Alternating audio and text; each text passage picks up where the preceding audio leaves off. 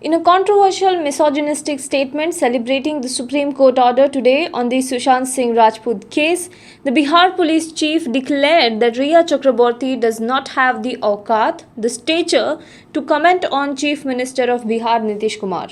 The Bihar government and police have claimed a big win and a vindication after the Supreme Court ruled that the FIR registered in Patna by Sushant Singh Rajput's family was correct and also upheld the move to hand over the case to the CBI.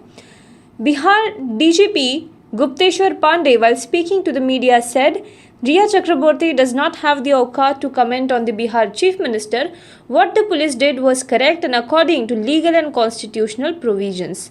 He was responding to questions about Rhea Chakraborty, referring to Nitish Kumar in her statement to the Supreme Court on politics being played a major role in Bihar's investigation into the FIR registered by Bihar police. Visuals of traffic jams, submerged roads and underpasses and a boat moving on waterlogged road emerged from Gurgaon after the Haryana city, which houses plush buildings belonging to leading multinational companies and sprawling shopping malls, was completely paralyzed by heavy rains.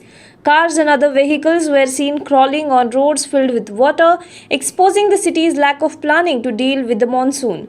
The most astonishing visual of waterlogging emerged from streets near DLF Cyber City, where scores of companies have their offices. The entire area is seen submerged in muddied water as people and vehicles wade through. At Sohna Road, a group of men was seen moving on a motorized raft on a waterlogged road. Several of underpasses in Gurugram were completely submerged, forming deep pools of water. Traders body CAIT on Wednesday wrote to the Board of Control for Cricket in India, that is BCCI, raising objections over the Indian Premier League's title sponsor reportedly having stakeholders from China.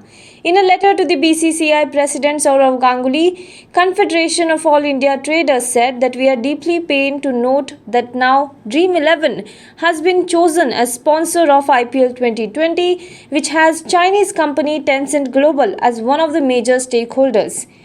They further said that we are of the considered opinion that awarding sponsorship to Dream 11 is nothing but a bypass route to neglect the sentiments and feelings prevailing among the people of India against China for its regular attempts to invade the interest of India.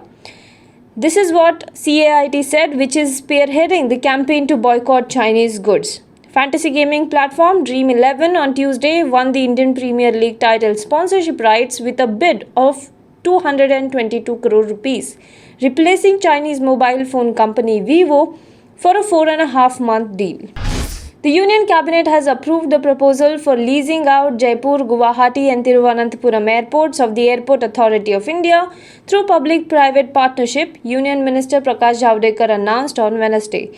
The latest announcement comes a year after the Cabinet had similarly cleared the Civil Aviation Ministry's proposal to lease out Ahmedabad, Lucknow and Mangaluru airports through PPP to the Adani Group for a period of 50 years.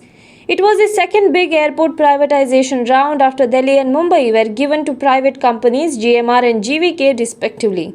In February last year, the Adani Group was selected to operate the three airports in addition to Jaipur, Guwahati and Thiruvananthapuram after having bid aggressively.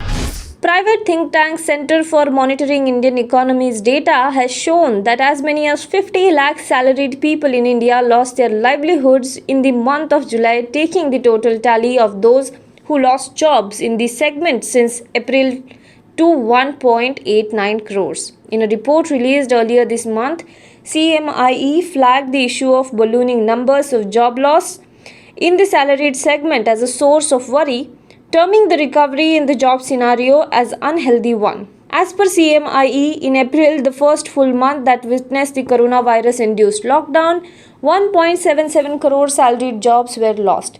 It saw a loss of another 50 lakh jobs in July, while the sector added 40 lakh jobs in month of May and June. On a net basis, the plight of salaried employees was worsened since the lockdown began.